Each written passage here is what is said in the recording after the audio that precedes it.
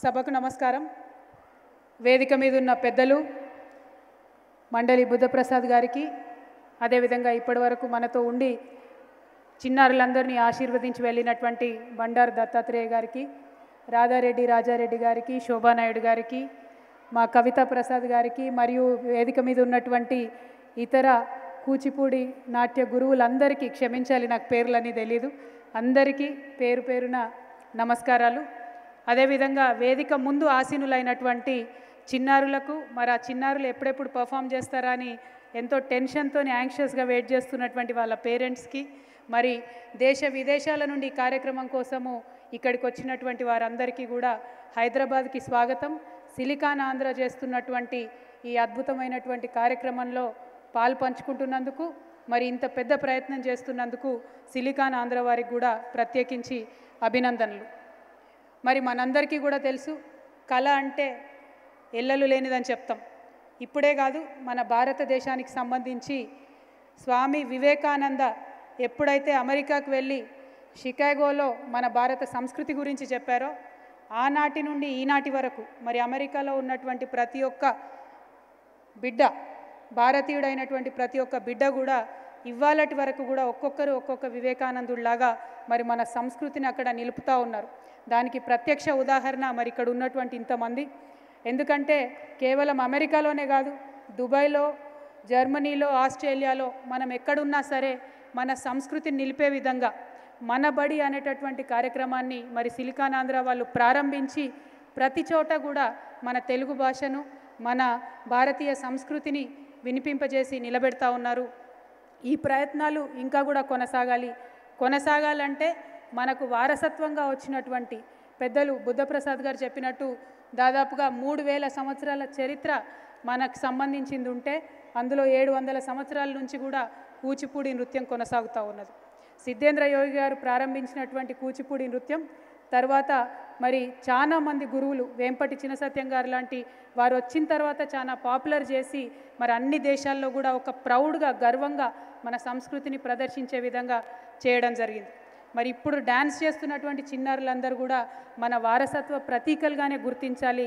వారందరికీ తల్లిదండ్రులు కూడా ప్రత్యేకంగా ఎంకరేజ్మెంట్ ఇవ్వాలని కూడా ఈ సందర్భంగా నేను విజ్ఞప్తి చేస్తూ ఉన్నాను.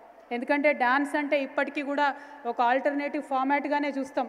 మనకు తిండి పెట్టదు డ్యాన్స్ అని చెప్పి పిల్లల్ని ఏదో ఎక్సర్సైజ్ అవుతుందిలే అని పంపించడం తప్పితే, నిజంగా ఇంట్రెస్ట్తో పంపిస్తున్నటువంటి పేరెంట్స్ అయితే చాలా తక్కువ మంది ఉన్నారు. బట్ ఈ వేదిక ద్వారా, ఇటువంటి కార్యక్రమాల ద్వారా అటువంటి ఇన్స్పిరేషన్ని తల్లిదండ్రుల్లో రగిలిస్తున్నటువంటి సిలికాన్ ఆంధ్ర లాంటి సంస్థలు నిజంగా కూడా అభినందనీయులు. అయితే కూచిపూడి యొక్క చరిత్రను మనం గమనించినట్టయితే అన్ని వందల సంవత్సరాల నుంచి కొన్ని కుటుంబాలు కష్టపడి కూచిపూడి నృత్యాన్ని నిలబెట్టాలని ప్రయత్నం చేస్తున్నటువంటి సందర్భంలో పరాయి మతస్థుడైనప్పటికీ కూడా ఇక్కడ ఉండేటటువంటి తానిషా ప్రభువు మరి కూచిపూడి అగ్రహారాన్ని ఇచ్చి ఆ కళను నిలబెట్టడంలో, ఆ కళను అభివృద్ధి చేయడంలో తోడ్పడి కూచిపూడి అనేటటువంటి గ్రామాన్ని కంప్లీట్గా దానమిచ్చి మరి అగ్రహారాన్ని నిలబెట్టినటువంటి చరిత్ర ఇక్కడ హైదరాబాద్ నేలినటువంటి ప్రభువులకు ఉన్నది. ఇందాక చంద్రబాబు నాయుడు గారి గురించి కూడా బుద్ధప్రసాద్ గారు చెప్పడం జరిగింది.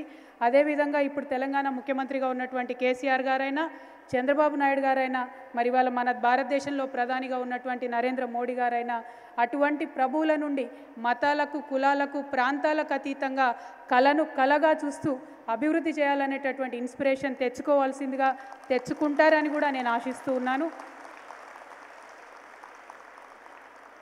నిజానికి ఒక గమ్మత్తైన విషయం చెప్పాలి. ఈ ప్రోగ్రామ్కి నేను రావడం చాలామందికి ఇష్టం లేదు. చాలామంది నాకు నిన్న ఫోన్లు చేసి చెప్పడం జరిగింది, మీరు పేరులో ఆంధ్ర నింపుకున్నటువంటి సంస్థ కార్యక్రమానికి ఎట్లా వెళ్తారు, ఆ సంస్థ లోగో కూడా ఇంకా సమైక్య ఆంధ్రప్రదేశ్ ఉన్నది, దానిలో తెలుగు తల్లి ఉన్నది, వెళ్ళొద్దు అని కూడా వారు చెప్పడం జరిగింది. నేను వారందరికీ ఒకటే రిక్వెస్ట్ చేసి చెప్పినాను, కళకు ఎల్లలు లేవని చెప్పి ఎన్నో వందల సంవత్సరాల క్రితం మన నిజాం ప్రభు నిరూపించాడు. మరి ఇప్పుడు కూడా మనం అదే బాటలో నడవాలి. ఎక్కడి నుండి ఎవరు వచ్చి హైదరాబాద్లో ఏ కార్యక్రమం చేసినా, హైదరాబాద్ ఒక విశ్వనగరం కాబట్టి హైదరాబాద్ ప్రజలకు అంతర్జాతీయ స్థాయిలో మంచి కాస్మోపాలిటన్ నగరంగా గుర్తింపు ఉంది కాబట్టి ఎక్కడి నుండి అతిథులు వచ్చి ఇక్కడ పర్ఫామ్ చేయాలనుకున్నా, కార్యక్రమాలు చేయాలనుకున్నా ఖచ్చితంగా వెల్కమ్ చేయాలి, ఇంకా వాళ్ళను ఎంకరేజ్ చేయాలని చెప్పడం జరిగింది. అదేవిధంగా మరి ఇక్కడ ఉండేటటువంటి సిలికాన్ ఆంధ్ర ప్రతినిధులందరూ కూడా హైదరాబాద్లో గచ్చిబౌలి స్టేడియంలో అదేవిధంగా ఇంకా కొన్ని వసతులు కూడా వారికి కావాలని అడగడం జరిగింది. ప్రభుత్వానికి కూడా నా తరఫున నేను రిక్వెస్ట్ చేశాను.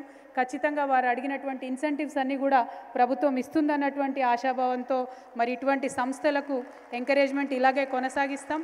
డెఫినెట్గా తెలంగాణ ఉద్యమం కోసం జరిగినటువంటి పోరాటంలో అందరం కూడా విడిపోయినాం, కళాకారులు కూడా విడిపోయారు, అందరూ కూడా విడిపోయారు. ఇప్పుడు మా రాష్ట్రం మాకు వచ్చింది, తెలంగాణ ప్రజల అస్తిత్వ పోరాటం గెలిచింది. మరి ఇటువంటి సందర్భంలో రెండు రాష్ట్రాలుగా ఉన్నటువంటి మనం ప్రజలుగా కలిసి ఉండాలి. పొలిటికల్గా అడ్మినిస్ట్రేటివ్ పరంగా విడిపోయినా కూడా ప్రజలుగా కళాకారులుగా కలిసి ఉండాలని కోరుకుంటూ మరి కళలకు ఎప్పుడు మేము అండగా నిలబడతామని మా ముఖ్యమంత్రి గారి ఆధ్వర్యంలో తెలంగాణ రాష్ట్రం కళలకు కానాచిగా ఉండేటటువంటి రాష్ట్రంగా ఎదుగుతుందని కూడా ఈ సందర్భంగా తెలియజేస్తూ సెలవు తీసుకుంటా ఉన్నాను. జై తెలంగాణ, జై హింద్.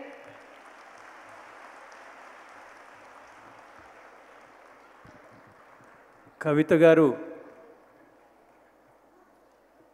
అలనాటి సరోజినీ నాయుడు ఏ విశ్వ గీతమైతే పలికించారో తమ మాటల్లో అటువంటి విశ్వజనీయమైన సందేశాన్ని అందించారు. వారికి ధన్యవాదాలు.